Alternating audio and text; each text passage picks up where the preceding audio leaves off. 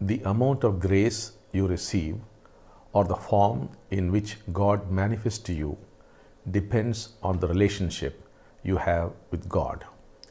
That is why it is important that you do not have an image of a punishing God or an indifferent God.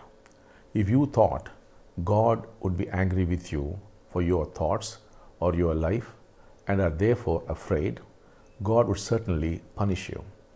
If God to you were a lazy father who would answer after endless entreaties and petitions, that would be your reality.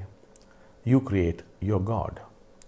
You have made a mess of your lives, unaware of the power and freedom you hold in creating your God.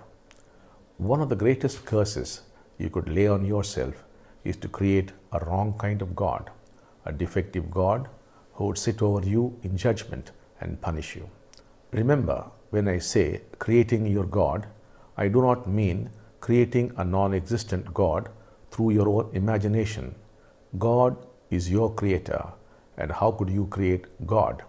Creating your own God means to awaken to the power you wield. God is powerful, but you too, being a part of God, are quite powerful, hence the problem. You have the freedom to design the kind of God you want.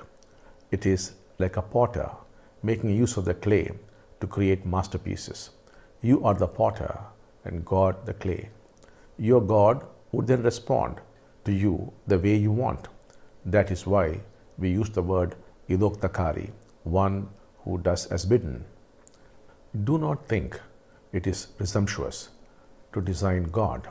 You have all along been creating your God unconsciously. Only now do it consciously and intelligently. God does not define himself or herself. Humanity defines God. Create a God who is powerful enough to awaken you and could also fulfill your desires. If you relate to God as a playful, powerful, and a compassionate friend who would respond to your needs instantaneously, that would be your God. If, on the other hand, you define God as the unapproachable, then the doors of heaven shall not open, because there would be a big board which would say no entry. If you say God is undefinable, that certainly would be your experience. You could choose to have a frowning God, a smiling God, a laughing God, or even a playing God.